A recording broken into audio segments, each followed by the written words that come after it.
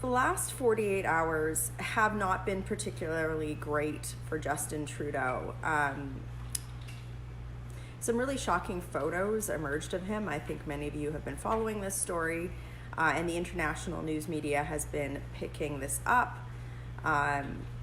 So today, Justin Trudeau announced some policy, I think, to try and change the channel. So I want to lay out a very serious issue for you guys, and that is the question of how we in Canada reduce firearms violence. So I'll lay out the scope of the problem for you. Firearms violence, it's a serious issue. Firearms-related violence, I believe, is 3% of all violent crime in Canada year over year. And of course, that number should be 0. So we know from study that firearms violence, a lot of it has to do, a vast majority of it has to do with gang-related crime. And the firearms that are used in violent crime in Canada, the vast, overwhelming majority of firearms used in violent crime in Canada are illegally obtained, with a majority of those being smuggled in illegally from the United States of Canada. This, of course, is much different than the United States, which is a completely different context. In Canada, we already have a technical ban on handguns and certain other types of rifles.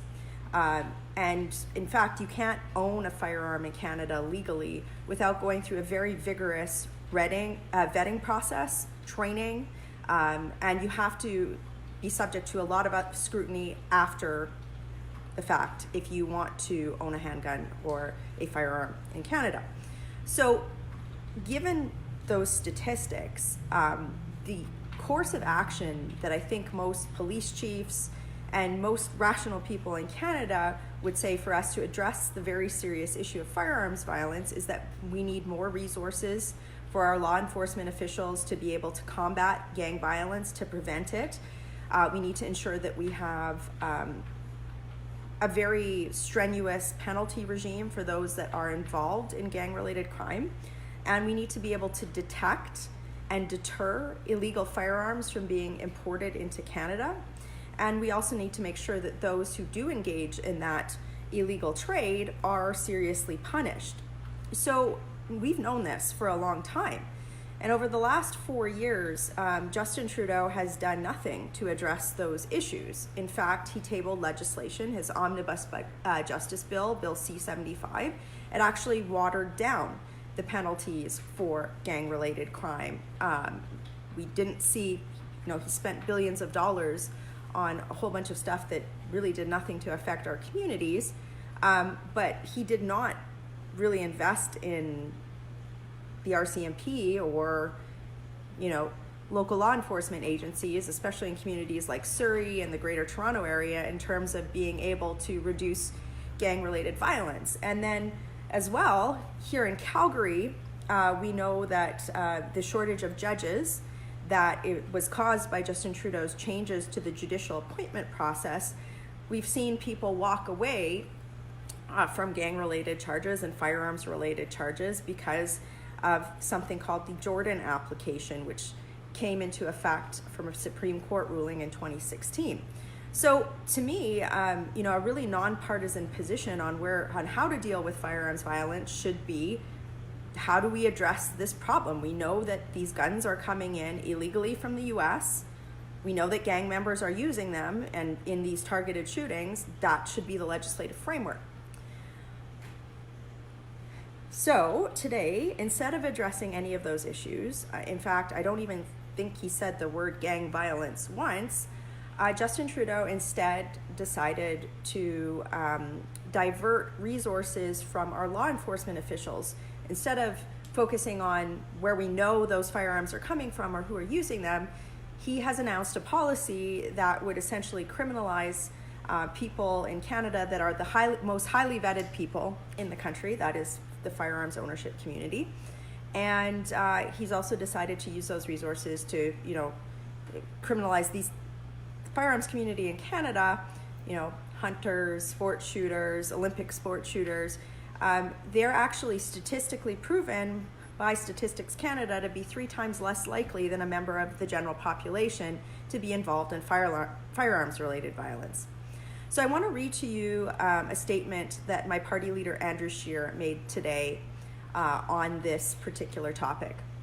For 4 years, Justin Trudeau has failed to address gun crime. And suddenly today, Trudeau has decided that there's a need to senselessly target farmers, hunters, and sports shooters. Criminals do not register their firearms. They will not comply with these new rules. Justin Trudeau's approach also fails to introduce stricter penalties for criminals who smuggle guns across the border and into Canadian cities. Trudeau's plan will also force police to target law-abiding citizens, wasting valuable resources and distracting law enforcement from stopping violent criminals.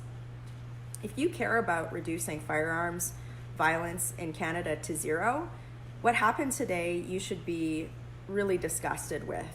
Because instead of focusing on a policy approach, as we have done, as the Conservative Party of Canada has done, to address the determinants of this issue in a meaningful way, we have a desperate person, I think, desperately trying to change the channel, and that's wrong.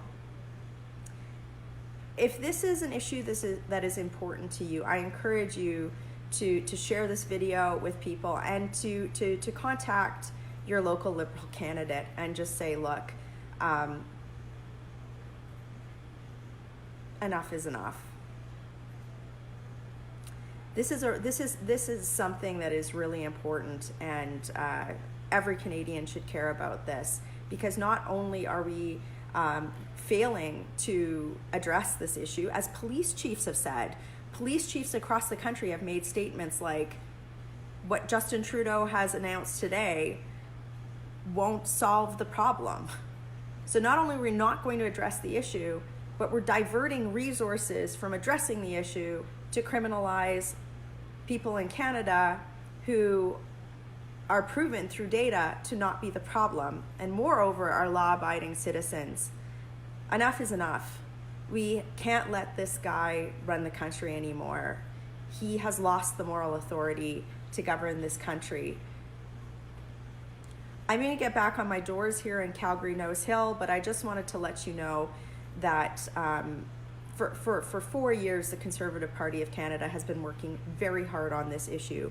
And certainly, I think my leader's statement today speaks for itself. Don't hesitate to write or email my office with your thoughts on this particular issue so that I can continue, and the rest of my caucus colleagues and our candidates across the country can continue to speak up for the victims of crime, to prevent future crime in a meaningful way, and for the rights of law-abiding Canadian citizens. Working hard for you in Calgary, ready to fight, ready to go. Get out there and door knock with your Conservative candidate tonight. Have a great day.